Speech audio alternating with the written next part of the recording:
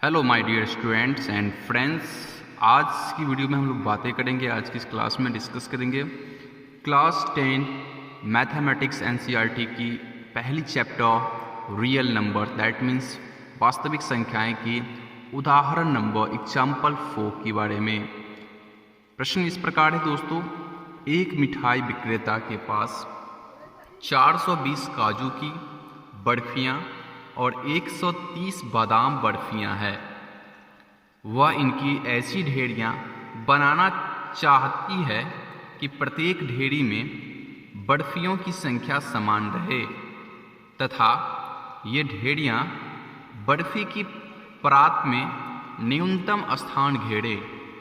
इस काम के लिए प्रत्येक ढेरी में कितनी बर्फियाँ रखी जा सकती है? दोस्तों यहाँ पे ध्यान रखनी है, प्रश्न में ये पूछा जा रहा है कि कितनी बर्फियाँ रखी जा सकती है। कितनी मतलब क्या होता है? अधिकतम आपसे पूछ रहा है कि कितना ज़्यादा से ज़्यादा हम वहाँ पे बर्फी रख सकते हैं।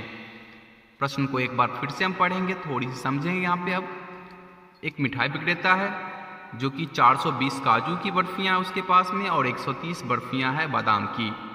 वो इसको ढेरी बनाना चाहता है, ढेरी में रखना चाहता है और प्रत्येक ढेरी में बर्फियाँ की संख्या जो समान रखना चाहता है। और ये ढेरियाँ जो है बर्फी की परात में होगी। परत मतलब एक लाइन में होगी, एक क्रमबद्ध लाइन में होगी। अब आपसे पूछा जा रहा है इसमें कि ये ढेरी बर्फी की परात में न्यूनतम स्थान घेरे, मतलब कम से कम स्थान घेरे। तो कम से कम स्थान कब घेरेगा? जब अधिकतम बर्फियाँ रखी जाएगी एक साथ। तो ओके ना? तो यहाँ पे हमें क्या करना होगा कि अधिकतम कितनी बर्फियाँ रखी जा सकती है, इसके बारे में हमको जानना है, इसके बारे में हमको निकालना है। तो हम लोग क्या करेंगे, सबसे पहले हम जानेंगे कि अधिकतम बर्फी हम किस कंडीशन में और रखेंगे तो हम क्या करना पड़ेगा हमको। तो सिंपल है, हम लोगों ने इससे पहले HCF का भी नाम सुना होगा और फिलहाल हम लोग पढ़ रहे हैं वास्तविक संख्याएं, यूक्लिड विभाजन एल्गोरिथम। सो यहाँ पे हमें समझना होगा कि HCF हमें कह रहा है निकालने के लिए, दैट मीन्स का अधिकतम। जब भी आपको हाईएस्ट, अगर इंग्लिश मीडियम के स्टूडेंट आप हो तो हाईएस्ट आपको नज़र आए या फिर दोस्तों आपको नज़र आए यहाँ पे अधिकतम के बारे में बात की जा रही है या अधिकतम लिखा हुआ रहे, तो हम क्या करेंगे, वहाँ पे HCF निकालने की प्रयत्न करेंगे, कोशिश करेंगे। ठीक है, तो चलिए स्टूडेंट्स आगे बढ़ते हैं और हम इस प्रश्न को हल करने की कोशिश करते हैं। एंड आपको कहीं पर भी दिक्कतें हो तो कमेंट बॉक्स में ज़रूर पूछिएगा। चलिए आगे बढ़ते हैं। तो सबसे पहले हम यहाँ पे लिखते हैं कि इस प्रश्न को हम हल कर रहे हैं, तो हल। एंड चलिए, तो हमारे पास दो संख्या है 420 और 130। हम जानेंगे पहले कि कंपेयर कर लेते हैं कि दोनों संख्या में बड़ा संख्या कौन है और छोटा संख्या कौन है। तब कोर्स 420 जो है दोस्तों वो बड़ा संख्या है दोस्तों 130 से। तो यहाँ पे हमको अब क्या करना है, बस सेम टू सेम HCF निकालना है, वो भी दोस्तों यूक्लिड विभाजन एल्गोरिथम की मदद से। तो हम लोग लिखेंगे यहाँ पे यूक्लिड विभाजन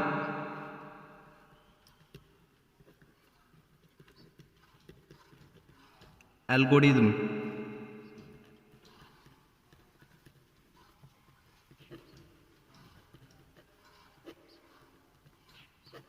से। अब यहाँ पे यूक्लिड विभाजन एल्गोरिथम हम लगा देंगे दोस्तों। एंड यूक्लिड विभाजन एल्गोरिथम हम लोगों ने इससे पहले पढ़ा भी है दोस्तों, बैक टू बैक क्लासेस हम लोगों ने की है दोस्तों पिछले दिनों। तो उसी के अकॉर्डिंग हम लोग चलेंगे। और क्या होता है यूक्लिड विभाजन एल्गोरिथम आपको भली भांति मालूम ही होगा, इसमें कोई दिक्कत नहीं है। और अगर आपको मालूम नहीं है तो आप मेरे पिछले वीडियो को जरूर देखिए, पिछली क्लास को जरूर अटेंड करें ताकि आपको सारे बातें समझ में आए। चलिए आगे बढ़ते हैं। तो हम लोग क्या करते हैं, सिंपली यहाँ पे एक रफ लेते हैं पेपर और इस पर हम लोग करते हैं रफ क्या करेंगे, हम लोग डिवाइड करते हैं, भाग लगाते हैं। तो हम लोग यहाँ पे देखे हैं कि 420 बड़ी संख्या है, 130 से 420 को हम बनाएंगे भाज्य यहाँ पे और 130 को हम लिखेंगे भाजक के रूप में और भाग लगाने की प्रयत्न करेंगे, कोशिश करेंगे। तो हम यहाँ पे 130 को 3 मर्तबा लगा सकते हैं, बिकॉज 130 दिया होता है 390। तो 390 लगा देंगे यहाँ पे और इसको घटाएंगे, सब्सट्रैक्ट करेंगे। तो 0 से 0 गया तो 0 और यहाँ पे 2 में से 9 तो जाएगा नहीं, तो हम लोग यहाँ पे लॉन लेंगे, 45 हम लोग कहते हैं। इससे उधार ले लिए तो 12 हो गया, 12 में से 9 गया तो यहाँ पे बच गया कितना दोस्तों 3। और ये तो कट गया ना, यहाँ पे शेष कुछ नहीं बचा, कट गया पूरी।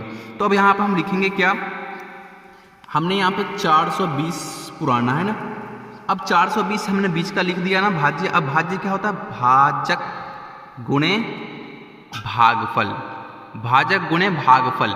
अब भाजक गुणे भागफल मतलब क्या, पहली संख्या गुणे अंतिम संख्या। तो पहली संख्या 130 गुणे अंतिम संख्या 30, और प्लस में क्या होता है शेषफल। शेषफल कितना है 30। अब आपको मालूम होगा, इससे पिछले क्लास में हमने पढ़ा था कि इस कंडीशन को, इस प्रश्न को तब तक हम हल करते रहेंगे जब तक शेषफल 0 ना आवे। तो यहाँ पे हमारा 0 क्या है, आया नहीं आया, तो हम लिखेंगे जहां शेषफल कैन नॉट यानी बराबर नहीं है 0, तो यहाँ पे इस प्रकार लिख देंगे। ठीक है, आगे बढ़ते हैं यहाँ पे थोड़ा से। अब हम इसको प्रक्रिया को और आगे बढ़ाएंगे। अब यहाँ पे क्या होगा, इसका शेषफल बन जाएगा यहाँ पे भाजक, और जो भाजक था वो यहाँ बीच में आके यहाँ बन जाएगा भाज्य। अब इसको हम फिर से भाग करेंगे दोस्तों, तो यहाँ पे हम 30 बार में लगाएंगे। 30 को कितने बार पढ़ें, तो 30 4 में पढ़ते हैं, 4 या 12 यानी 120 हो जाएगा। अब 120 को घटाएंगे सेम टू सेम, तो 0 में से 0 गया तो यहाँ पे 0 बच गया, और 3 में से 2 गया तो 1 बच गया। बिल्कुल दोस्तों, यहाँ कट गया। अब यहाँ पर भी हम देख रहे हैं कि 0 शेष नहीं बचा, तो इस प्रक्रिया को और आगे बढ़ाएंगे, बट यहाँ पे लिखते हम चलेंगे। ठीक है, तो हम यहाँ पे लिखेंगे अब क्या, 130। इस बार हमने कितना पुराना है 130, बिकॉज यहाँ पे भाज्य कितना है 130 है। अब 130 बराबर क्या करेंगे, पहली संख्या गुणे अंतिम यानी भाजक गुणे भागफल। तो 30 गुणे 4 लिख सकते हैं, और प्लस में शेषफल कितना है 10 है, तो 10 लिख सकते हैं। अब यहाँ पे हम ध्यान देंगे कि यहाँ पर भी 0 नहीं आया, तो हम लिखेंगे जहां शेषफल कैन नॉट यानी बराबर नहीं 0। ठीक है, अब इसी प्रकार को आगे कंटिन्यू रखेंगे जब तक 0 ना आ जाए। चलो, अब यहाँ पर जो अब शेषफल था वो बन गया क्या, भाजक, और जो यहाँ पे भाजक था वो बन गया यहाँ पे बीच में आते ही भाज्य। अब यहाँ पे फिर से हम भाग लगाएंगे, तो 10 दिया कितना होता है 30 होता है। अब यहाँ पे देखो पूर्णतः कट गया यानी 0 शेष आया। कितना आया शेष, 0 आया। तो अब यहाँ पे लिख सकते हैं हम बिल्कुल कि 30 पुराना हमको, और यहाँ पे पहली संख्या गुणे अंतिम संख्या यानी भाजक गुणे भागफल। तो 10 गुणे 3, और प्लस में रिमाइंडर यानी शेष कितना बचा 0। अब यहाँ पे मेरा 0 आ गया है, तो हम लिखेंगे जहां शेषफल बराबर है 0। अब यहाँ पे समझ सकते हैं बिल्कुल, यहाँ पे अब शेषफल बराबर हो गया 0, मतलब हम लोग का HCF निकल गया। अब HCF होगा क्या, तो आपको मालूम होगा ना HCF क्या होता है, जो लास्ट यहाँ पे भाजक होता है वही इसका HCF कहलाता है। वही क्या कहलाता है, HCF कहलाता है। मतलब यहाँ पे 10 जो है इसका क्या हो गया, HCF हो गया। तो हम यहाँ पर लिख सकते हैं अतः 420 और 130 का HCF 10 होगा। ठीक है, तो यहाँ पर हम बिल्कुल लिख सकते हैं कि 420 और 130 का HCF 10 होगा। अब आगे बढ़ते हैं यहाँ पे। अब यहाँ पे हम लिख सकते हैं आसानी के साथ, हमको मालूम चल गया कि अधिकतम यानी एक लाइन में, एक परत में, प्रत्येक ढेरी में कितनी बर्फियां रखी जा सकती है। तो हम यहाँ लिखेंगे अतः, फिर से लिखेंगे अतः परात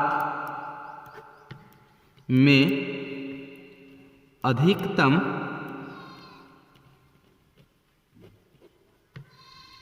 बर्फियों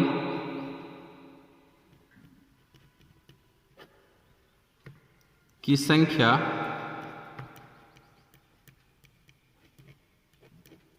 10 होगी।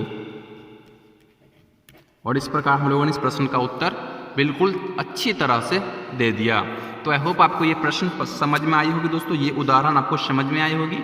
कहीं से भी कोई दिक्कत वगैरह होगी तो आप हमें कमेंट्स करके पूछ सकते हैं। बहुत ही इजी सवाल है दोस्तों, बट यहाँ पे प्रश्न देख के लोग घबरा जाते हैं और बनाना नहीं चाहते इस प्रश्न को। बट प्रश्न बहुत ही इजी है, आप समझ सकते हो। अगर समझ लिए तो यहाँ पर सिंपल है और इसमें कुछ नहीं करना, बस आपको एक बात ध्यान रखना है कि जब कभी यहाँ पे अधिकतम की बात आए तो आप HCF निकालने की प्रयत्न करेंगे, कोशिश करेंगे। ठीक है, तो आई होप आपको ये वीडियो समझ में आ गई होगी। कोई भी दिक्कत हो कमेंट बॉक्स में पूछ लीजिएगा दोस्तों। इससे पहले दोस्तों उदाहरण नंबर 3, 2, 1 मैंने ऑलरेडी वीडियो अपलोड कर रखी है, और इसके लिंक मैं चाहूँगा कि आपको वीडियो के डिस्क्रिप्शन बॉक्स में भी दे दूँ, आप चेक कर लेना। अगर आप लोग उस क्लास को अटेंड नहीं किए तो प्लीज़ जाकर उस क्लास को अटेंड कर ले। एंड हमारा इंट्रोडक्शन क्लास भी बहुत ही बेहतरीन था, जो कि बहुत सारे लोगों का उस पर प्यार सपोर्ट मिल रहा है। तो आप लोग इस वीडियो को जरूर देखिएगा, इसकी लिंक भी आपको वीडियो को डिस्क्रिप्शन में डाल देंगे। ओके, सो गाइज बहुत जल्द मिलते हैं नेक्स्ट क्लास के साथ, एंड तब तक के लिए मुझे यानी अपने सर को, अर्शद सर को दी इजाज़त। बहुत जल्द मिलते हैं नेक्स्ट क्लासेस के साथ। धन्यवाद।